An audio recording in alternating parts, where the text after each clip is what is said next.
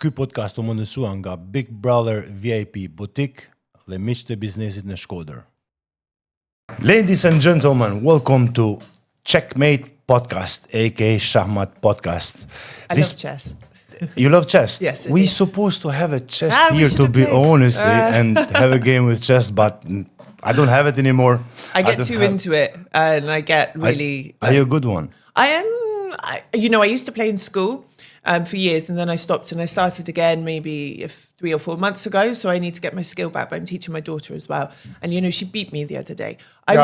She's 6. I was teaching her, and I was trying to let her win. So to be gentle. And I'd planned how I was going to let me win. And then she checkmated me in a way that I didn't see coming. And I was like, you're bloody 6 years old. Like, what is this? Do you know Albano Bogdo? He's a comedian. No. He's the only one who beat me in Albania till now. Because most of people, when I play, I beat them. He's the only one who beat me till now. Yes. I'll practice a bit more and then we'll have a game. Next time. But I just like it for the mental exercise it gives you. How long you been living in Albania now? 8 years. I've been living in England for like 10 years and in Manchester. Mm-hmm. My mum's from Manchester. Yeah, big offer money boy.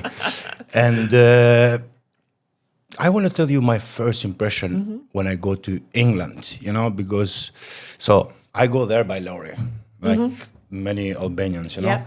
And my cousin come and pick me up and we drive from London, we drive to Manchester, and in middle of way, my cousin was like, yeah, cousin, do you want to eat something? Should we stop somewhere? And I was like, yes, because I was excited just to go out in England, I was excited. And the first thing, I go to McDonald's. I saw the guy there. He was a British, maybe one of the first British I ever see. I see him, he have like piercing, he have big ear in here and then weird hair, and I was like, yo, he's an Englishman, I'm watching him, and I was like surprised. And in the McDonald's you need to wait in a queue, and when come my time, and he was like, hi mate, how are you? And he gave me the accent, and because here in Albania we just watch too many American movie. When we learn it in school, it's not really with accent, It's not. And I was like, think about now when I was like, yo, this guy, he's not English, he's not talking English. And now I see like how stupid I am, like just me, a foreigner guy, thinking about the Englishman, he don't know how to speak English because the accent, it was so different what I get used to. Now I can tell the difference between American, Australian, Scottish. Wow, if you hear the Scottish accent, can you do the Scottish accent? No, I don't understand them very well. I had a guy from Glasgow on my show, and we translate it into Albanian. Afterwards, we put dictatorship underneath. And my producer called me, and she was like, Alice, like, what is this guy saying? I said, send me the audio, and I'll translate. And I was like, yeah, I don't know. I had to send it to him and ask. My dad's from Wales, so he spoke Welsh. He doesn't have the Welsh accent anymore because there's a big rivalry between England and Wales, as in England invaded them and killed them and stole everything from them. And this still continues today. And at school, his accent was beaten out of him. It was a long time ago. They would, if they spoke, they would make them speak in an English accent. And if the Welsh accent slipped through, they'd get hit with a ruler. So he's lost his accent, but I don't speak much Welsh. I can read a bit, but I've taught my daughter some Welsh songs and stuff, and she's there singing in Welsh, It's quite cute. But actually, her teacher told me all the kids now, they speak English because they watch YouTube and whatever. But she said there's a problem. The younger generation aren't speaking their own language properly. So they're speaking Albanian with this American sort of accent that they're picking up. They're mixing in lots of English words, and they're not fluent they're not at the level they should be in their own language. And it's true, I'm outside the school gates and I hear kids coming out speaking in English to each other with this American sort of accent. And I think that's really sad. I think it's really sad that there's a whole generation which are not using their own language, but also think about regional accents. You have Geg and Toss, but then you have different accents between Dibra and Shkodra. Yes. The amount of time I've spoken to people who come from Shkodra and they're proud and but they don't speak with, exactly. I'm from Shkodra. But do you speak with do you have a Shkodra accent when you talk, or do you put a standard accent on? I don't know, because now it changed a bit, because I've been living 10 years in England, and I'm trying now to speak polite so people can understand more, Yeah, but this is not good, because you have all these, like the Debra accent, the Leisure accent, the Shkodra accent, okay, they're all Geg, but they have different variations. But what I'm saying is people come and live in Tirana and they drop their accents. They try and speak in the standard accent. Yes, but because that is standard. In 10 years, 15 years, that will be gone. You speak Albanian? I do. Okay. Yes. Can you understand a guy from Kuksi? Yes. Yeah, just about. But yes, how are you? Like, what are you doing? But it's why. What I'm trying to say is these accents and these regional dialects and sub-dialects are going to be lost, which I think is sad. Yeah, but it's not. It's still Albanian. Yeah, but it's not. Geg is different from Tosk and the standard Albanian. It's older. I know. It's more beautiful. It's the language of literature, and it's being lost. The accent, it was the first thing what made me like, I told you, like, first thing what I noticed there, it was the accent. I didn't get used to it. I was like, whoa, what are you speaking? The Cockney accent. I took my husband to London and we walked past a taxi rank and they were like, oh, mate, how's it going? Like this. And he was like, what language are they speaking? I was like, they're speaking English. He was like, they're bloody not speaking English. I was like, yes, that is Cockney slang, my dear. How about for you? What is the first thing you notice in Albania? Is something different from Albania or like different from England? What is the first thing stuck in your head? The first thing I remember is when I got in a taxi from the airport and the taxi driver was overjoyed that I was English because he could practice his English, you know, and he was so friendly, but like not in a creepy way. Like I've lived in places where if a guy's friendly to you, it's creepy, you know, you don't talk to strange men basically. And he was so polite and like opened the door and was like, oh, you have to come and have coffee with my family. They'd love to meet someone from England. And again, there was never a threat that he was trying to be, you know, it wasn't creepy. And I was just like, this is so strange. I'm not used to taxi drivers being so friendly. And, you know, I got out of the car and I felt like I had a new friend, you know. And the driving as well. I mean, the driving was quite different to what I was used to. He was just sort of driving like this and talking to me like this the whole way. So that was the first thing, friendliness. And in the first few days I was here, you know, people come and talk to me in coffees. I don't think I paid for a coffee the first days I was here. And I made friends instantly. I got invited hiking and on road trips and all sorts of stuff. So I was living in Cyprus briefly before, and Cypriots are friendly, but they're friendly on the surface, but they don't invite you into their sort of circle. In Malta, before that, where I lived for 10 years, again, they're friendly, but again, there's that divide. You don't really get inside the community, so to speak. There's the foreigners and then there's the Maltese. And in England, we're not particularly friendly, really. No. I listen, for me, it was very easy to be friends with the Englishman. For me, it was very easy to be friends with the Englishman because you always go in a pub or somewhere, you see English people. Alcohol. But it's... I can tell that. But for me, it was like because people can say like, oh, racism. I never feel that, you know. No. Always I get respected. Always I get friendly, and it was like to start a conversation with the English man or English woman, it was so easy. Is here you get a bit like judgy, you get a bit like, oh, why he talking to me? Maybe you know? it's because I was foreign, I don't know. But, you know, for example, the tube. If you sit on the tube and start talking to the person next to you on the tube, it's probably not going to go too well. Like they tell you, don't make eye contact, you know? You know why? But if I sit on the bus to leisure, I've got best friends for life and like a jar of fig jam in my handbag afterwards, you know? It's different. Maybe it's foreigner privilege, I don't know. But I find here you're never really alone. Like people are more friendly, I find, than in the UK. Maybe it's easier to make friends. But I think in England it's way easy to start a conversation. And what you were saying before about the taxi driver, he was excited to speak English. Is same me. You see how excited I am to speak English now because it's been like nearly 2 years. It's been nearly 2 years. I come back. I'm in Albania, you know. Since I didn't speak English with nobody, you know. And today I have you like, I'm like, yes. But you know what happens to me all the time now? So obviously I want to practice my Albanian. So I'll go into a shop or a cafe or anything and I'll speak in Albanian and they'll speak back to me in English. And we continue like that. Me talking in Albanian and them speaking in English. They want to practice their English, fine. I want to practice my Albanian. One other thing what make me, like what I noticed in England and I was like kind of shocked. You know, first day I'm in England, I go just have a walk, I see a man just standing there, you know, never thought about him 1 day, 2 day, 3 day, you know, I just see him just in a corner, just lie down there. I never thought yeah. about him. One day I saw somebody like giving him money, and I was like, one second, let me. And I stand there for like 10, 15 minutes just to see what happened because I couldn't understand.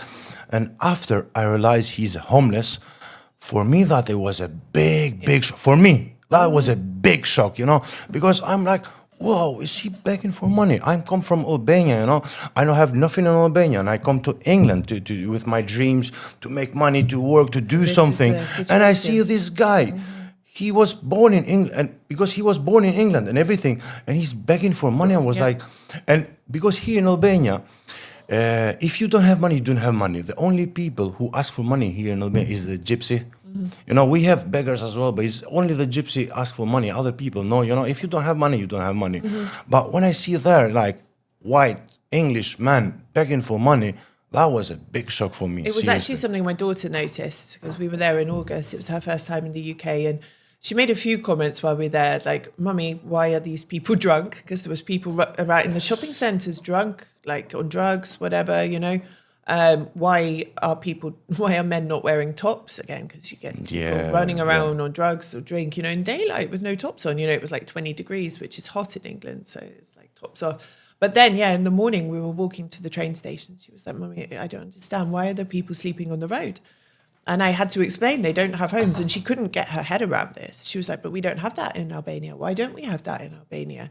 And it was she was quite upset by it, And I just had to explain there's thousands of people like this, and they fall through the gaps in the system.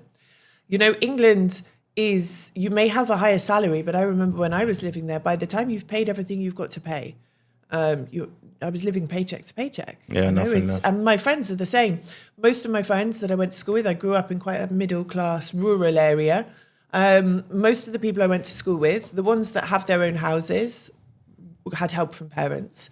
A lot have left the country, a lot. The only ones who were sort of still there and doing well had generational wealth. No, one second. You're saying a lot of them left the country. You go from... Yeah. So what I noticed, for example, English people go to Spain, but they go to Spain after 50. After they done everything, they have some money, go buy a house and go to Spain and chill. But to leave England and to go another place for better life, where? Australia is like number one. Singapore, America, France, Germany. No. France and Germany, I don't think so. No. People that I went to school with, America, Canada is quite a big one. I'm trying to think where else. Yeah, France, Germany, lots in Australia, Canada, America, Singapore. There's a couple. Did you been lately to France? No, I went to Strasbourg last year, but that's a bit different. Because it's a immigration thing, I've been immigrant for myself for 10 years, but I've been just now 2 months ago, I've been in France, and I get it, I don't know how to explain to you. If I go to France, I want to see French people. I want to feel the France, It's like too many from Arabia, from Somalia, from, and always just doing trouble, just I think like you can't walk in the street without them asking for a cigarette. Oh, listen, give me a cigarette, and like I'm like, oh man, listen, immigration is good, but it's not good. I think the situation's different in England and the UK because the UK was an empire and we invaded most of the world, and we have had immigration and people from Asia, from India, from different backgrounds, Africa, part of our country for a long time. There are people who are British there who have different backgrounds, and they've been part of the British Empire, part of the Commonwealth. I think it's different. I think this issue of migration in other countries is complex, and probably there isn't enough time to go into it now. I am an immigrant. I'm a citizen of Albania now, but I was an immigrant as well, I think the fault lies with not the people themselves, but the governments, because they have failed to adapt to the influxes. They have failed to manage the situation properly. The blame falls with the governments, not the individuals. I think you can't control it now anymore. It's so big. It's so big. You cannot control it now anymore. You can. So because, like, basically, who immigrate is people from the third world. They don't have nothing. they scroll in a TikTok and a social media. They see, oh, England is so good, I want to go there. Oh, USA is so good, I want to go there. But now, when you have like thousand people trying to enter in your country, how you can control? You can do your max. You can do your max. You know, Yes, yeah, but yeah. you can't not really 100% control it. You know, you need to be a bit like, yes, look. I let you pass. No, I don't let you because it's too much. Everybody. I'm not running from Albania, for example, because I don't like Albania. I'm running from Albania because I don't have money. Yes. All this is It's difficult, and I mean, it's going to happen here as well. In the last few years, we have seen a huge influx of Filipino workers, for example. I'm writing a book about this at the moment. A lot are treated very badly. We have, I mean, the amount of messages I get from people yes, I know. online saying, can you help me get a visa? Can you help me? No, I can't help you get a visa. Get out of my DMs, you know, but it's going to happen here as well, especially as Albania edges towards the EU. You know, Albania is going to change demographically. And like you said, there's not really much anyone can sort of do about it. It is what it is. Just people want to move. They just want to move. Albanians will leave. People will come here. You know, there is a shortage of certain, you know, there are thousands of jobs which they don't have people to do it because everyone's left or people don't want to work for the minimum wage. Yes, but do you blame, for example, I don't know, like how much you have or how much you do, but for example, for a young guy, do you blame him for leaving Albania? I don't think it's for me to say, but what I can say is, you know, I have worked, my first job, I got $2.50 an hour. I was cleaning dishes. You know? Where? In England. You can work from like 15. Yeah, but you was in England. But I worked for $2.50 an hour. I did waitressing, I did bar work, I made coffee, I cleared tables, I did charity fundraising, I did crappy jobs. You know, you don't wake up one day and go, I want to make 50 grand a year. It's not about how much you make. You have to start somewhere. No, but it's not about how much you make. It's about what kind of opportunity. You don't see any opportunity. You know, I can make now less. You know, but I'm like, listen, don't worry about. You know, one day I will do something different. You know, I will do something different, and I will manage to get out of this poverty. You know. But you don't, like a lot of young guys here, they don't see opportunity. We have a saying, like, medaljarsht, make jarsht is but go out, you know, out. There's a difference between I don't see an opportunity and there are no opportunities. There are opportunities, but if you don't see them, if they don't resonate with you, if they don't tick your boxes, I don't blame anyone for leaving, but I think that you realistically in your career as a 16-year-old, as a 17-year-old, you have to start at the bottom, and it takes a long way, a lot of work to get to where you want to be. You know, let's look at, I was reading about Samir Mane the other day, you know, whatever. He started from zero. You know, people start from zero. People start with nothing. Tomorrow, if I lost all my work, I'd happily go back to working as a waitress. I enjoyed being a waitress. I enjoyed working in a bar, you know. I think there's more dignity in providing for your family in the best way you can and having a job, even if it's a crappy one, rather than not, you know. I think people this age, they see this life on Instagram, social media. Everybody want that life. They want to be rich. They want a rich husband. They want a fancy car and a Hermes handbag and stuff. But they don't realize that most of what they see is fake online. It's curated, you know. And in reality, you've got to work bloody hard, really hard. I work up to 70 hours a week, you know. I'm helping my daughter with her homework here, and I'm working with the other hand. You know, it's not easy, and you have to start somewhere. And there are opportunities. I mean, okay, I say this with a lot of privilege, but there are so many things I want to do here, and I'm only one person. I don't have the time to do it. I'm not talking about making lots of money, but I see opportunities for things that could be done or that I would like to do. I just think the grass is not always greener on the other side. You know. For a lot of Albanians, it's like no, I just want to go, and they don't care if they go in. For example, like, okay, you want to go where? You know, oh, I don't know, maybe Germany, maybe France, maybe in England, maybe. Yeah, but what do you want to do there? You know, do you speak the language? Not yet. If you're going to work illegally, you don't exist. You're not in the system. You don't get healthcare. You don't get help. You'll find it very difficult to find any kind of decent housing. You don't have any rights, so you're at risk of being exploited. Because if you get exploited, or treated badly in your work, you can't turn to anyone because you're doing it illegally, you know?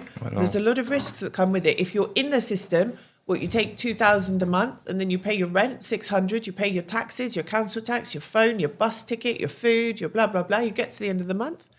But I also think, you know, I speak to a lot of people who've left the country and they paint a rosier picture than the reality, you know, and then they'll say, actually, you know, it's really hard. I don't stop working. Of course, there are those that have gone and had a lot of success, and that's fine. But the grass is not always greener, and it's rough out there. You know, it's really tough. My cousin, you see, he been to England, and he get his work. I don't know for how long he worked, but because he don't speak the English, he don't speak the language, he don't drive, he don't know the country, he don't have the number to work. I forgot what it's called there now. So national insurance number. Insurance number, you know. So you can't even open a bank account without that. So he worked to some other Albanians illegal, you know. So he worked to some Albanians, you know, and they see the opportunity. They give him minimum wage, you know, wage, you know. And when I speak to him, it's like, yo, listen, I need to take train after train after train to go to work. I do a lot of traveling to go work, you know. They give me this kind of money, but the time I pay train, by the time I pay house, by the time I buy food, you know, and it's nothing left. And he was like, yo, I thought England is better than this, because before he go to England, he was so excited. When he was to England, he was like, yo, this is like the big dream start to look, this is a reality, no more dream. Okay, the cost of living here has gone up massively. Like it's crazy, the cost of living here now, but I'm safe when I walk down the street. No one's gonna kidnap me or mug me or steal my wallet or sexually assault me. You know, it's very rare that anything like this happens in Albania. I was mugged twice in the UK in 2 years in daylight by British people. My daughter is safe. If I take her to a playground, I can go inside and grab a coffee. No one's going to kidnap her off the street, you know, or try and do something inappropriate. It's different. You know, okay, the weather's better. We can talk about superficial things. You have access to a better quality of life here, even with no money. You know, you can take a bus for 200 lek and be in the countryside. It's different.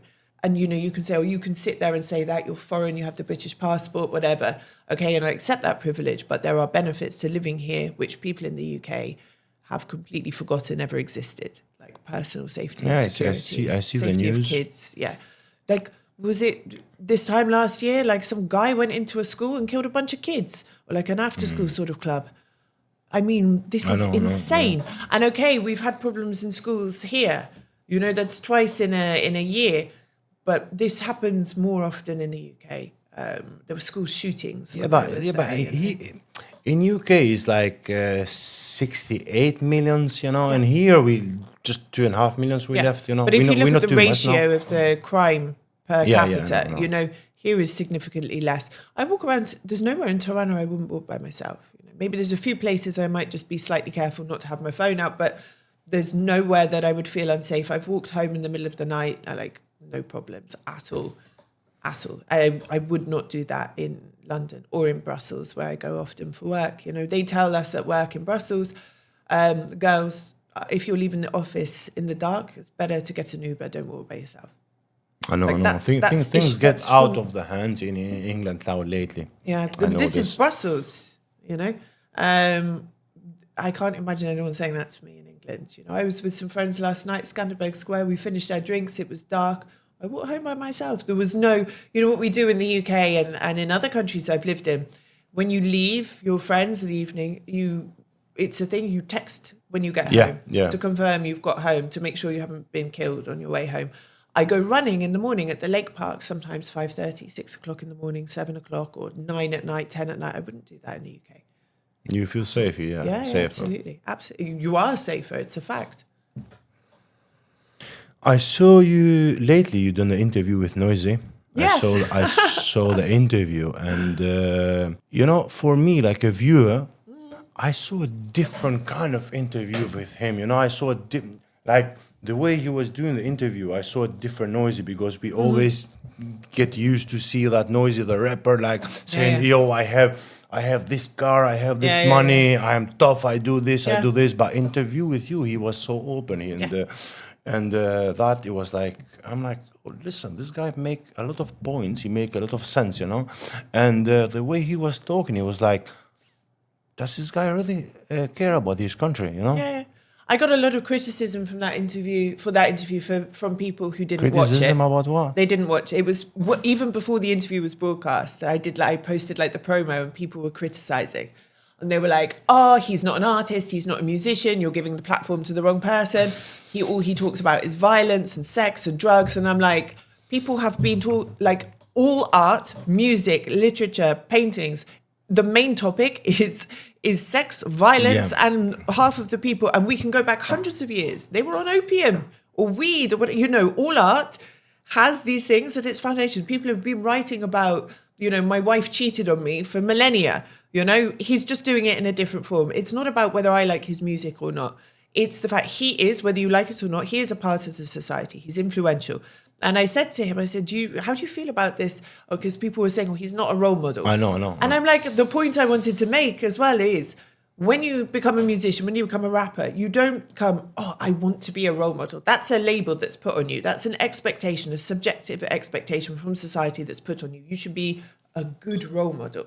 He didn't sign up for that, but it was really interesting. I had a preconception beforehand, a bit. I thought maybe he's going to be a bit, I didn't know. I try not to have too many preconceptions. And he came and he was early, which I was surprised about, because normally my guests are often late. He messaged before to say he was on his way. He came alone, not in a very flash car, just a normal car, no Lamborghini or anything. My colleagues were a bit disappointed.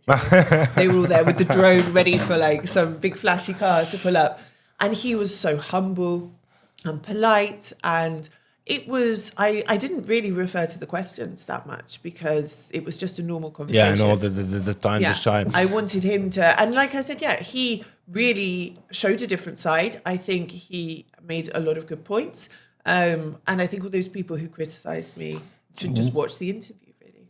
One thing I want to say, because you're saying like, oh, he not signed to be a role model. Listen, he is a role model. Don't listen what he sing about. Just see what he done. Just he managed to come to Albania. He's one of the first singer who make so famous to be a group. To be a OTR, He's the number one. And now he's number one. He's been number one for years. And second one, he have business, like the guy done the clothes branding, and you never think in Albania is a close branding so fancy is gonna work, it's gonna work, and he done it, and he have restaurants and he have bars and he have everything. So he is a role model, but depends what you want to see about, If you want to see something like, you done this, you're not good for. No. Look, my whole life. I am a role model. Also, people say, the content of his songs, blah, blah, blah. Look back in history at all the books that have been banned over the years, and songs, the Beatles, Elvis was banned, And exactly what you said. Scandalous. Is a art. Exactly what you said is art, Yeah. This is my way to express myself. This is my way for the art. So don't judge me for for a person, Yes. And he was saying, look, we want to do some for the young people to spend time and everything. And it was like, well, makes sense. And he admits his faults as well. Makes he sense. said, I've done things wrong. I've got on the wrong side of the law. And, he admitted that, I know. I don't see an issue. The thing with my show is I want to invite everybody who's a part of society. I see it as a way of recording a part of history, I'm not interested in bringing people to my show to make them feel like crap and to shout at them and to have a fight. Yeah, seriously. I'm not interested to do that. Don't put me in a bad spot just No. some clicks Like, or something. You get me? Like, I've interviewed people I don't like, but I'm interested in them and the part they have to play in their opinions. I'm also not a judge or a court. You come. Are you corrupt? No, I'm not corrupt. Okay, let's let history decide whether that's. You don't really believe that. No, you I don't don't really think, believe that I don't either. think I give them a hard time as such. But also, I don't yeah. want to give them a hard time. And I've had people come to me and afterwards and say, that's why I chose to go on your show, because not because you're easy, but you respect the guest. And I think that's important. I think that's missing from some other shows. They're more interested in the clicks and having a fight or something. And that's why people say yes to me, to coming on my show, because they know that I am going to ask them questions, but I'm respectful with it. 2 cents. When you're saying about the clicks and everything, I was watching just last night. I don't know if you watched the Prince William give an interview just a couple of days ago, and all the media and everything, But the title. Do you think we've gone so far with the titles now? Because it's like shocking. Just check what Prince William's saying. You open the article. You listen for half an hour, just waiting for that shocking moment. And it never comes. Yeah. But it's really hard. I create content which I think is good, and then, it might get 50 views, and then something really random from the show will get 20,000, and you're like, what do you people want? Yeah. And it's, I get comments from people who've listened to the show and they've been like, this is amazing. I like, and they've actually listened, but maybe that episode doesn't get so many views. But I would rather create quality and have quality listeners than have 100,000 people who don't appreciate it or don't care what I'm talking about or are just watching trash, But it's a hard line. But do you think we've gone too far with I think some do. Because some do. Okay, I am a small podcaster, I am just one person. I can do that because look, I want the clicks, But if you are a big media, if you are like, come on, we have this discussion a lot in work, and I try with mine to strike a balance between the reality and telling what the news is, making it sound interesting, but not lying. Seriously. Lying. I told you, just last night, just watching the interview, when the shock is gonna come, you don't believe what he's saying about his brother, I'm open, and he don't even mention his brother. Yeah. What do you think about his brother? What do you think about his brother? Prince Harry and Meghan. Are you disappointed on him? No, I don't really care, to be honest. Yeah. Somehow, I'm not. Look, I'm not saying you don't care. I liked the Queen. I'm not a big fan of Prince Charles. Prince Harry and Meghan, I don't particularly like them. He said like, okay, I went out of kingdom. First of all, how a prince, man? Are you stupid? How you go out of kingdom? And what like? If they went out, they should stop using the name. Exactly what I was thinking. But that you want to be out, Yeah. You want just to be a normal man in USA, Why you keep doing Netflix series about the kingdom? Yes, exactly. Why you bring out a book talking about the message with your brother, the relationship with your brother? They want to make money. Yeah, but you're a prince. You're bigger than that. Yeah, exactly. But he's been prince is bigger than the money, It's a bit disappointed, I'm not English, but just because I've been to England, you feel attachment and come on, man. No, I like Prince William and I like Catherine. They seem like nice-ish people as far as royalty goes. Yes. At least they set a good example. I liked the Queen. I was sad when she died.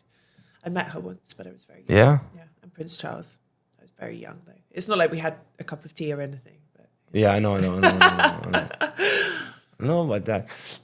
sorry, I'm coming back to Prince Harry, But it's like, now this woman come to your life and suddenly you guys don't like the weather in England. You guys feel oppressed here. You want to go.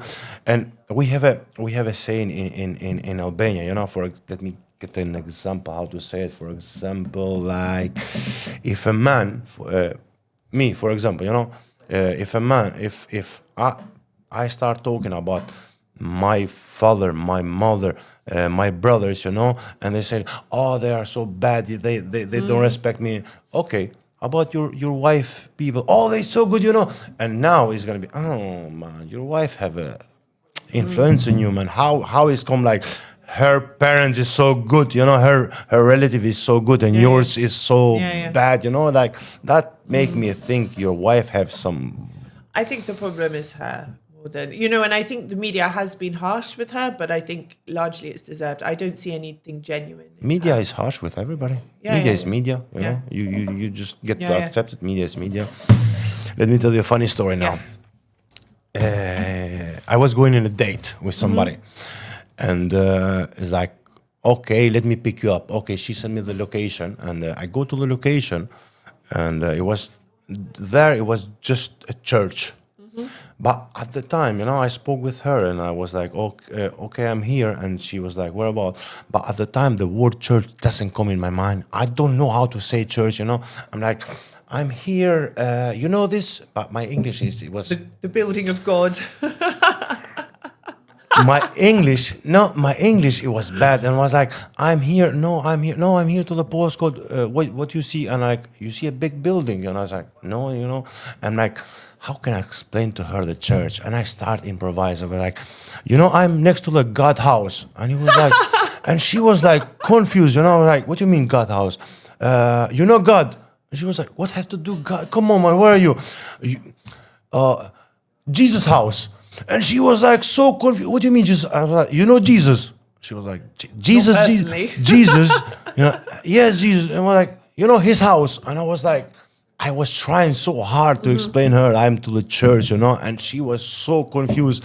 And finally she was like, are you saying you're next to the church? I was like, yes, I'm next to the church. Long story. Long story. And I mean, like, do you have a story like that? Because you couldn't understand each other, and everything get to a point, like a funny story or some confused story. I mean, it does happen quite. Yeah. So my ex-mother-in-law, my daughter's father's mother, and I didn't really speak Albanian at the time, and I was inviting them round for the first time to my house. Yeah. This was very early when I'd just been in Albania. I think I'd been here maybe 7 months. And I wanted to invite her and her husband around for dinner, to be the good Nusia, whatever. And I sent a message, and I used Google Translate because I didn't really speak any Albanian at the time. And then she replied saying, povien. And I didn't know what this meant, so I put it into Google Translate, and Google Translate was not as advanced as it is now, and it translated it to, I will kill you. No. And I was like, what did I do? And I was really worried. I was like, does she hate me? Is it because I'm English? Like, what's the problem here? Not a good news, eh? Not a good no. I was like, but she hasn't even tried my cooking yet, And then I showed him, and he was like, no, it means I'll come. And I was like, oh, thank God for that. When she got there and she brought something, she'd made some barek, I think it was. Yeah. She handed it to me, and I was like, what's in this? And she put like photoxin in it or something, And then, I mean, there's other things my husband had said to me. He was trying to say the word for intestines, and he was like, the stomach hose. And I was like, the what? The stomach hose? Because I think in Albanian I don't know what you call it in Albanian. But, and I found that was quite funny as well. I've had quite a lot of problems when I first came with bill paying. Yeah. So, because you didn't understand the No, I didn't understand that it's disrespectful to insist to pay or to, imagine the first weeks I was here and I'd be with Albanian friends and, I would sneak off and go and pay. And, people get really offended. Yeah, really offended. But I didn't understand. Everybody want to show his appreciation. I thought I was doing a nice thing. So I had to understand that quite quickly. Now I do insist because, I'm an Albanian citizen. It's been 8 years, Did you get to vote? Yeah, I voted, yes. And I'll vote in the municipal elections as well. Edi Rama? No, I'm not saying. I'm not going into this. Well, you interview Edi Rama, Yes. Edi Rama interview Yes. you. You've been to his podcast and everything. What do you think about his leadership? It's a really good question, and he asked me the same question, and I'll tell you what I told him. No. I don't want to say. No, but this is the truth. This is the truth, though. This is the truth. Are you sure? Yes. Yeah. Okay. So my truth is the same, and I told him this off air, so it's not something that is in the podcast. I said, I'm sat talking to you now as a normal person and with no airs and graces, and you're interesting to talk to, you're a nice guy, you're not intimidating, When you go outside of Albania and you speak at the European Commission or whatever, you don't take any shit from these EU bureaucrats who like to talk down the Western Balkans, and I like that. It's exactly what I was thinking to get the conversation where. You don't take any shit. This was at the time that Albania, they'd not opened negotiations, 2022. And he'd gone to the EU and just basically said, you lot are a mess, you're a shame, you need to get your shit together, what are you doing? You need us as much as we need you. A lot of other leaders would have gone there and go, please give us another chance. We're just little Albania, Yes. So I like this. He also makes headlines internationally. in a good way. This, whether you like him or not, it doesn't matter. He's because interesting. how he presents Albania, people love it. They think it's crazy, or it's better than being told, oh, it's a center for drug trafficking, or blah blah blah blah, or people think it's not safe to come here. He has changed the opinion of a lot of people outside of the country. Actually, Albania is a pretty interesting place to go, and I like this. But here within Albania, I said there are things that have gone on while you've been Prime Minister that I can't agree with. Like the demolition of the National Theatre, for example, all the high-rises, what's happening in the coast. There are things, corruption scandals, but then I think you have to look on the other side as well. Is he corrupt? Whatever. But Albania is corrupt from the bottom up as well. Yeah, I know. You know what my neighbour told me? Sorry to interrupt. I said, did you vote? He said, no one paid me this time. No money, no vote. But this is the same guy who will go and sit in a coffee shop and bitch about politicians for the next 4 years. Politicians being corrupt. Yeah. How many times do you get a taxi and they say, me metra, pa metra? Yeah. Well, you go in the shop, they don't give you a proper receipt. And these are the same people that complain about corruption because as well. Need the generation yes, to the mentality move. has to, we just meet for a coffee. Yeah, I know. Also, look at it this way. Let's say you're a business owner and you have like 5 hotels. You've got 400 people working for you. And one of them shortchanges a customer deliberately. They shortchange a customer. How are you supposed to know that that's happened? Yeah, you have to deal with it probably afterwards. I know. But you can't have... I'm not making excuses, but I think, look, if I was to become Prime Minister, I would go in and be like, I'm not going to be corrupt.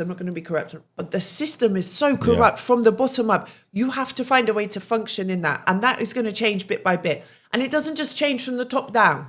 It changes from the bottom up. I've seen people on TV complaining, they bought votes in the election, blah, blah, blah, blah, blah. And I'm like, well, hold on. Just before the election, one of your militants was asking me for my vote. Yeah, so do you know what I mean? It's hypocritical. It's all of you. It's a way. You want to buy me. You don't want to buy me with money. You want to buy me with somehow, but you want to buy me. You want to buy my vote.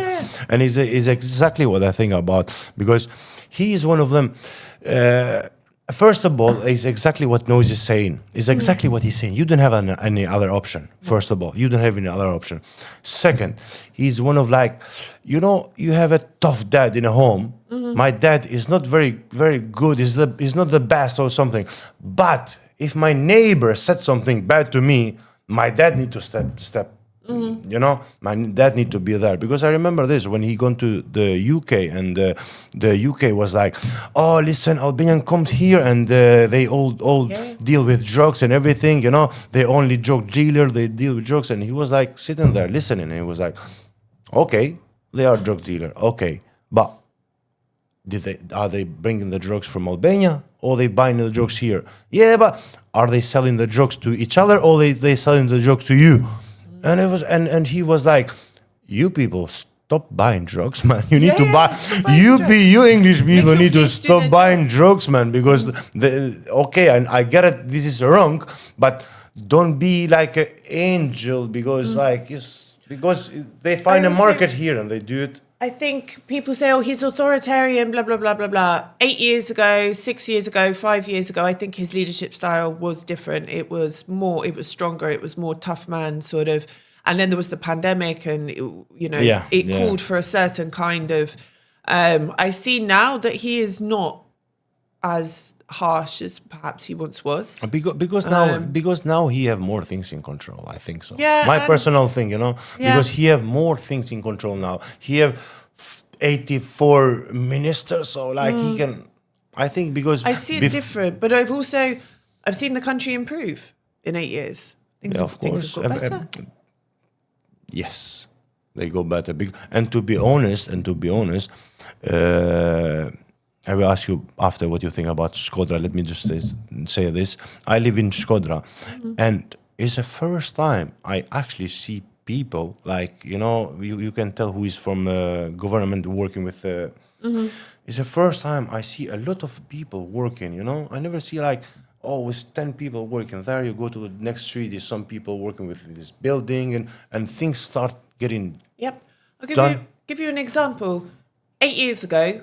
6 years ago, even 5 years ago, if I'd come here, if I had a kid, I wouldn't have sent her to state education, state kindergarten, state school. Now my daughter has been in state kindergarten. It was great. The kindergarten was redone with EU funds to EU standards. She's now in public school. state school because the facilities are good. It's not perfect, but Yeah, I neither know. are schools in the UK. With the private schools, do you think they're any better? No, they're absolutely not. And it costs you a fortune, but I wouldn't have done that years ago. I wouldn't have done it. Now I feel confident to put her in state education. I use the state healthcare system as well. Of course, God forbid, if there was any situation where I needed something really serious, I might look to go abroad. I had skin cancer this year and I was treated in the public health system. And it was fine. It was very efficient. I was talking to my friends in the UK. Everything was fixed within the surgery and then all the results within a couple of weeks. In the UK, you'd be waiting. Wow, how longer. long you need to wait in UK? Only one time I've been in hospital in UK and I was waiting for a long time. I needed an assessment for my daughter for school, for something. And, it was done in between Friday and Monday. Everything was fixed. Everything was done. I had all the documents I needed. In the UK, the waiting list for this type of assessment is 6 months. That make me happy. If when I hear you talking all this good thing about Albania, that make me happy. But this is in Tirana. Maybe things aren't different. I'm not saying everyone has I'm not saying everyone has the same experience. I'm lucky I live next to a very good state school. But what I'm saying is these changes will soon. It will spread. Will come in every country. It will become better. Change takes time. Albania is 34, 35 years old. Really. Yeah, I know. From 91, let's not talk about the history side of things. But in terms of a functioning state, I think we could even ignore the 90s because that was not a functioning state. But, it takes time. Look at England. We're a couple of thousand years old. We're a mess, Because you've gone so far, now you don't, you've gone so far. It takes time. And I understand it's frustrating. You want everything perfect, like Germany or France now. But they're not perfect either, and it takes time. And things have got better, and things will continue to get better. This is because when I speak with too many Albanians, this is because they only think everywhere is beautiful. Here is just a mess. I'm seriously, I speak with too many people, and I say listen, I've been to Germany, I've been to France, I've been to Italy, I've been to England, I've been to Turkey, I've been to Amsterdam. I look around, it's everything kind of same. Don't think we everywhere is perfect and here is a mess. Everywhere is kind of same. The reason for this is just the money. It's just the money. The reason for this is complex as well. I think it's rooted in things like generational trauma as well, because you have a whole generation of people who were screwed over by communism, yes, and then who were severely disappointed by the 90s. They expected one thing, they got another. And that has bred a resentment in our parents' generation where they're just excuse my language, this country, we've been let down, we've been disappointed, we don't have justice. And they're still stuck in this sort of mentality. And that is pushed onto the children. The children absorb it, and they have this mentality as well of, we just want to leave, My daughter's kindergarten, when she was still there, I brought her class to Euronews to show them how TV works. And I did a mock interview amongst all the kids. And I asked these kids, 30 of them, where's your favourite place in Albania? Out of 35 kids, my daughter was the only one who said a place in Albania. All the others, Italy, Germany, UK, blah, blah, blah, blah. Half of them probably hadn't even been there, but they listened to the parents. So even at 5 years old, they think that the best places in the world are outside of their own country. They think Albania is not good enough. Yeah. It's passed on in the generation. This trauma manifests into a sort of, you've got to get out of here. Then I speak to people from the diaspora as well, and they seem to think or feel that Albania is the same as it was the day they left. It's still corrupt. Don't take the bus, you'll get pickpocketed, blah, blah. I use the bus all the time. I've never had any problems. They're stuck. They don't want to see the progress. They keep fixed in their mind that it is how it was in the 90s or the early 2000s, and they don't want to go any further than that. But there's lots of reasons for this. The generational trauma, I think, it plays a bigger part in the mass exodus of youth or the desire to leave than we understand. Imagine if you grow up in an abusive household. Let's say you don't see the violence or the fighting, you pick up on the atmosphere, and you feel it, and you don't want to be there. It feels negative. It feels, and as soon as you get to 18, you just want to leave. It doesn't matter if you didn't see them fighting, you didn't see them hitting each other, whatever, but you pick up on the negativity and the toxicity in that environment, and you just want to get out of it. And that's what's just the here. energy around you. Everybody's. That's what's happened here. People don't stop and see the reality. think about, I am 10 years old. Explain to me the war in Gaza. I am 10. Holy Make it. shit. Makes-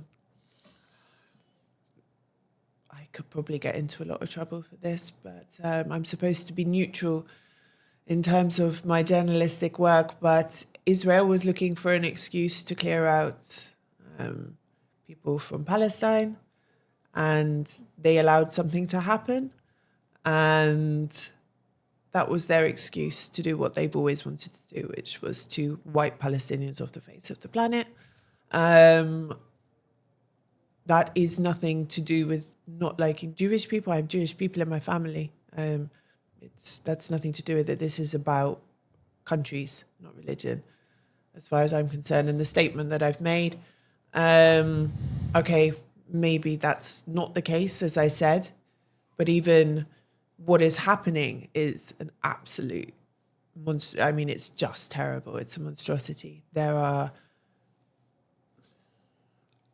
What I'm more disappointed with is the reaction from countries like Germany and France and the UK and Albania, who have not been strong enough in their responses at all, and who are feeling historical guilt and letting that cloud their judgment over another travesty which is happening, and that history is not going to look kindly on.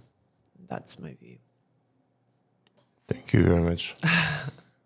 What I notice, because I don't want to go too much on the details, but what I notice is like you have too many people talking about this, too many people talking about this and saying, look, this is wrong, this is wrong, this is wrong, It's like everywhere, if you see every most of medias and people and famous people getting this, but another side, like this.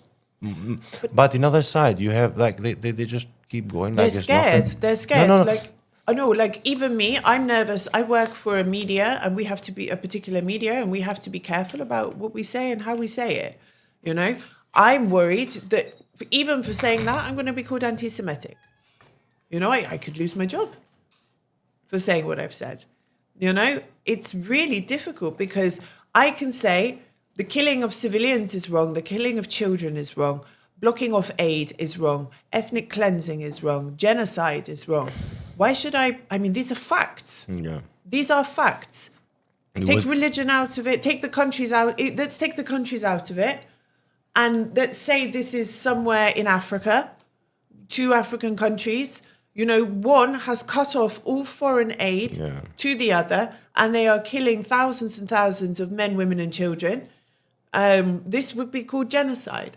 But yet people are scared to say this in this situation because they think they're going to be called anti-Semitic. It's got nothing to do with anti-Semitism. And it was just a couple days ago, a lot of ships was sent look. The flotilla. Look, we want to send them food, we want to send them medication. That's it. If you want to check, you can come on board, you can check, whatever. It's just the food and medication. We don't say to you nothing more, We just want to give them food and medication. They were stopped, and I was like, wow. Yes. Of course they were. Come on, man. The flotilla was protected by Italy and Ireland. Yeah, from Spain, send them, and it was like a lot of country. And I mean, this is... anyway, and people are scared. We don't want to go any more in to say details because, like you said, we don't want to... But this is crazy. We are scared to have a discussion about... Not scared. Me, we are hesitant. Not scared, hesitant. I don't want to put you in trouble. My point is, I don't want to put you in trouble for this because I'm trying. I respect enough what you said. What I'm saying is, this is crazy, isn't it? That we are worried. I get should the not point. like. I want to say that this is wrong. It's nothing to do with religion. This is to do with right and wrong. 2 groups of people, 2 countries. This is wrong, and I'm scared to be able to say that. This is nuts. And we have European leaders who've invaded countries and bombed the shit out of them for way less, who are scared to even make a joint statement condemning it or using the G word. Strange. The countries in the West that have kept their mouths shut will happily go and bomb the shit out of another country for something like this. But when it comes to this situation, they keep their mouths shut. It's a strange thing. What do you think about Andrew Tate? This is really interesting. I don't think he's a good person because obviously he's been he's had some issues with the law, hasn't he? Prostitution, sex trafficking, things like this. Whether or not, what do I think about Andrew Tate? Well, I don't like him. Why don't you ask second. me about Charlie Kirk? 1 second. Charlie Kirk. Okay, I ask you in a second about Charlie Kirk, but let me stop you there. Because you said, like, I don't like him because, like, basically, he's just been accused. They don't prove nothing. He's just been accused for this kind of thing, you know? I don't like... He's not been proved nothing. No, I don't like the way that I believe he's entitled to his opinion. I believe that his opinion in some things is right for certain kinds of people. But I do believe that capitalizing on this, and it's the way he goes about it, the way he's made money from men's insecurities in themselves to kind of make money from it. You know, it's not just about having an opinion. When you monetize it like this, it loses its sort of authenticity a bit. And that's the problem I have with it. He has the right to say what he wants to say and the right to believe what he wants to believe. But I think he saw an opportunity to capitalize on men who feel a certain kind of man who feel a bit inferior or a bit insecure or, oh, I'm never going to get a girlfriend, and to capitalize on that. And I think that's harmful to the men themselves. No, but leave the way about leave the money part, you know, leave the money part out. Just a message, you know. He give out too many messages, you know, just for you, just hearing this kind of message. You think like these things to be out, this kind of message is okay, is good, is bad, how they influence people.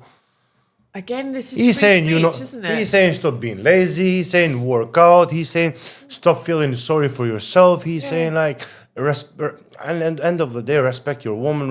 Like, where's the bad thing? I know, but I mean, he does say other things as well, you know, that women are He low say a value, lot of other or, women. you know, so you can look at some things and say, oh, actually, he sounds like a really nice guy. But then when you pair them with the other things, you're like, yeah, but this make him interesting. Yeah, like he's entitled to his opinion. That's fine. But I think opinion, when it capitalizes on the insecurities of others to drive profit, I think that's problematic. If we stripped his wish to make money out of it and scaled back his opinions to what he actually believes and not just what he thinks he can make money from, then I'd be interested in listening to what he actually believes. Does that make sense? Makes sense, but today everybody kind of make money from something, you know, like you have a big... But capitalizing on the insecurity of a generation of men who feel like shit, you know, I don't know, it's... Anyway, Charlie Kirk. If we go to Charlie Kirk, we go back to the Jewish people. We go back to Israeli. Tell me about Charlie Kirk. Okay, Charlie Kirk. I was sad. I didn't cry. I was sorry to hear that he'd been murdered. Do you know why? Because I watch a lot of these right wing and I not a lot. I have a life, you know, but I do see this sort of content come up, and I was like, I don't agree with his views on abortion, for example. I would never have an abortion, but I believe there are circumstances where a woman has the right to choose up to sort of 3 months, I believe. I know, but basically, I know what he's saying, but now it's too much, you know. I get it. If it's a bit of abortion, sometime you have a reason, you know. But now, these days, it's too much. It's too much. Again, I think every case is I don't think individual. every people have no, it shouldn't reason. It shouldn't be used as a form of contraception. But at the same, I mean, this is a whole different sort of conversation. But do you know what I liked about him? He was polite to people. Yeah. He let people speak. He gave smart. reasoned answers. He didn't scream and shout at people. He didn't, as far as I've seen, leverage name calling or personal sort of insults at people. He was largely respectful, even when he was debating with people who were rude to him. He kept his cool. He's religious. I'm not particularly. There are things that he said that I don't agree with. You know, when it comes to LGBT people, I'm live and let live. Do what you want. It's fine as long as everyone is consenting and it's legal. That's absolutely fine. But there are things that he said which actually made me think, you know, you've kind of got a point there. Yeah, you know? yeah. A lot of points, not just one. A lot of points. He represents how a large percentage of the global population think. And I would rather people listen to someone like him than someone who's up there screaming and shouting and spewing hate and vitriol and name calling and stirring. I think he stirs up debate in an intelligent way. Whereas you have other people who stir up debate in a way that incites hatred and violence, you know? And I think I'm going to get a lot of criticism for this as well. I think there are way worse people out there. And I felt that he brought a way of talking about these far right sort of viewpoints in a way that was at least intelligently worded and calmly spoken and with a bit of respect as well. And he give you fact as well. He not just he didn't always always correct, but you know, there are times where I've watched something he said and I've felt, okay, I've actually not necessarily changed my mind, but I understand the other point of view better now, you know? I don't think anyone should die in the way that he did. And I think what made me sad, you know, I wasn't sad that he died, but I was sorry that he died, is people celebrating. And I wrote about this online. And I was like, what's wrong with you? You are just as bad as the people. You want to take the moral high ground by saying, I'm left, I'm whatever, blah, blah, blah. But you're celebrating someone's death. You're worse than these people. No one deserves to die. And you celebrating someone death, somebody who was trying to be good, you know? I get it, like if Hitler died, you celebrating, okay, you know, but it's like... I think some of his views are harmful to certain people, but I don't believe he should die for that, and I don't believe that anyone should be happy that he's gone because of that. I often find that the left can be more just as intolerant as the right. When you have the left wing who don't accept, and if you don't agree with them, you're a fascist or a transphobe or a whatever, you know. But they're using the same tactics that the right use, and they're saying, "Yeah, well, we're more morally superior." Well, you're not. You're not. You may be right for some things, but not for everything. And you can't force people to think the way that you do, and then like destroy their career or their life just because they don't, or shoot them just because you don't agree with them. If Charlie Kirk will not put you in trouble, now I will put you in trouble. Do you know Candace Owens? She's black, the black woman. Yeah. So you know what I'm about to ask you. I don't know, yeah. You know what I'm Fire about. away, I'm not sure, but it could be several things. Is Brigitte Macron man or woman? I was reading about this. I didn't realize this was a thing, you know? It's too big. This is crazy. Too big. Do you know President Trump? So this is a story. Emmanuel Macron have a meeting with President Trump, and he said to him, "Oh, do you know Candace Owens?" And she's like, "Yeah. Oh, can you tell her to stop talking about my wife?" And President and Donald Trump called Candace Owens and said like, "Oh, what we can do?" And Candace Owens is like, "Nah, I'm not backing down. Brigitte Macron is a man. That's it." Well, I believe there was a libel case about this, and I don't really want to get sued, but I mean, does it really matter if they're happy? Yeah. So one second, you say it doesn't matter if she's a man or woman. No, I mean for him to be married to her. Does it matter? No. But come on, man, you're the number one female in the country, and you are a lie. How? Of course it matter. You are a lie. You know, you lie everybody. Of course it matter. Because like all the belief and everything, you know, just I lose everything because you lied to me. I mean, some people would argue, no, she's a woman because she's undergone the procedures, and if she's legally a woman, then she's a woman. I'm not asking you legally. People are not She asking what she was born about. She knows saying, okay, you know identify today as a woman. I don't think there's a form she had to fill in when she became the first lady. It says, you know, do you have a whatever, you know, were you born as a man or a woman? You know, it's not like there's an application form. You know? Yeah, but you claiming you're a woman. You claiming you're a woman. If my husband... Is she though?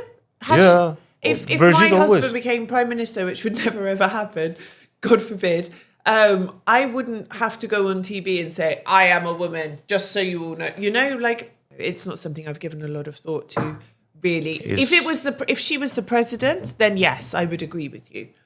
But still she's not. You lying. Yeah, but she's with someone. It's not like she chose to become the first lady. And you know the other part of story. Like I think he was 15 when he Yeah, this is not cool. yeah, This he is was actually 14, but they get to 15, you know, and she was like 36, not 39 or something, and I get it, but it's a bit, Imagine a bit weird. It's a bit weird. No, it's illegal. You can't do this. I remember when I was at school, I was 15. It's both. And- Is leave illegal? Okay. No, it's ille- look, yeah, but it's let me tell weird. you, It's weird my- as well. I had an art teacher when I was 15 who used to take me out for lunch in his sports car Yeah, and yeah, stuff. Like, yeah. this is fucked up. This is illegal. This is pedophilia. He was like 30 something. And I was 15. This is illegal. We didn't do anything, but that is wrong. That's illegal, you know? But then when it's the other way around, people are like, oh, well, is it that bad? Is it that bad? Imagine it's a 15-year-old girl and a 39-year-old man. He'd be called a predator. He'd be on a register. It's the same the other way around, in my view. I have a problem with, we're going to go back to Andrew Tate now. I have a problem with men in their 30s dating 18-year-old girls, 19-year-old, 20-year-old girls. Their brains are not fully developed. That's why they choose them. You know, your brain is not fully developed, whether you're a man, whether you're a woman at 15 years old, 18 years old, 21 years old. Your frontal cortex is still developing. You do not have your adult brain. You still think like a child in many ways. Until you're in your mid-20s, your brain is not at its full capacity, so to speak. Like, it's wrong. It's not just that it's wrong to date a kid, you know. Their brain is not developed properly. And that is exploited and used by these older predators. No, it's the yeah, same but for men dating 18-year-olds. Okay, when you see somebody, for example, 35, 40 years old, walking with 18 years old girl, you know, you think, that is not okay, you know. But when you see Leonardo DiCaprio having 18 years old, that's wrong as 19 well. years old It's wrong. He's a girlfriend, predator. everybody's saying like, yeah, but he's Leonardo DiCaprio, he have a pass. No, it's why wrong. he should have it's a pass? Wrong. It's wrong. It's wrong. He's preying on young women because they're easier to manipulate, easier to control. Because of his status, he throws them away once he's done with them. I have the same opinion of everyone. I don't think these people do it because they're easy, but because it's weird something inside you. Yes, but it's Not because also, but it is because they are easier to manipulate. manipulate. You can mold them. You can control them. Their brains are not developed. You know, me at 15 and me at 25, two different people. At 25, I'm not going to take any shit from you. At 18, Yeah, I don't. it's different. I wouldn't know how to handle myself because my brain is not developed yet. Why would you want to date an 18-year-old? Let's take the physical thing out of it. Like, they're a kid. They don't know anything. Yeah, this is what I'm saying. This is what I'm saying. But that's why men go for it. They have an insecurity. They can't handle a woman who's older, who knows her own mind, who has some life experience, and who isn't going to put up with their shit. They want someone who they can manipulate and control and keep under, you know, mold in the way they want them to be because their brains are not yet able to fight back. Maybe. So I judge Leonardo. If you're listening, Leo, I judge him in the same way. One more thing. We go back again to the young guys who want to leave Yep. Albania. Can you just give the message? Just say something like a message just for them. I mean, I would say to them, well, let me tell you a very short story. I met two people recently. They're a couple. They lived in the UK, Albanian. They lived in the UK for a few years and they've come back now. And they've done well for themselves in the UK with the business. And they came back and they said, you know, it's crazy. There's just so much opportunity here. We don't know where to begin. There's just so much potential. Yes, People if you don't have see money. it. Yeah. Yes, if you have money. One second. Here in Albania, it's a lot of opportunity when you have Yes. money. Yes. But if you don't have money, nobody say to you good morning. It's the same in every country in the world. You're not going to get off the boat in England and walk into a 50 grand a year job. You're going to be no one. You're not going to exist in the system. You're not going to be able to access healthcare. You're going to be exploited. If you are in the system, you're going to have to start at the beginning. Unless you are a lawyer or something already, you know, it's going to be very difficult to make ends meet. My friends, English, they all want to leave, or they're struggling, or they don't own property. They're living paycheck to paycheck. Not everybody, but it's not easier there necessarily. The grass is not always greener on the other side. But I feel I sound like my mother here, the youth of today, they don't want to work. You have to start somewhere. I started cleaning dishes. Now I've achieved everything I ever wanted to achieve in my life. But that's because I worked my ass off all night without sleep, 70 hours a week with a kid in one arm on my own sometimes, you know. I put that work in. There is opportunity, but it's not everything in life is about money and cars and flashy clothes and blah, blah, blah. I look at things like the security for my daughter on the street. For me, am I going to get raped when I go for a run in the park? No, I'm not. You know, is my kid going to be groomed and kidnapped from outside the school gates? Chances are no. Here, you know, is it sunny 300 days a year? This is important to me. Am I surrounded by beautiful nature? Can I give my kid experiences here in a 10-minute drive that people in the UK... My mum used to teach in inner city London. And there were kids in her class, you know, who've never left the city. Yeah, and there are adults, they can't afford to. You know how much a train is? You know, it's out of the reach of people on a lot of benefits and things like that, you know. Here, there is an access to a kind of lifestyle, even if you're poor, if you're earning 500, 600 euros a month, you know, you have access to a certain way of living and things that God has given you or whoever you believe in. The people in the UK don't have access to. Yes, it's hard here. Yes, there is poverty. Yes, there is problems. Yes, there is corruption. But I think people should look a little bit harder, closer to home at what they have and to be thankful for that and not see everything through the lenses of what their parents have told them. This is a shitty country. There's no hope. There's no future. There's no money. The way you're speaking make us feel proud to be Albanian. Good. You have to be. Can you give me the eagle? Alicia, thank you very much. It was a pleasure. Faleminderit. Thank you very much.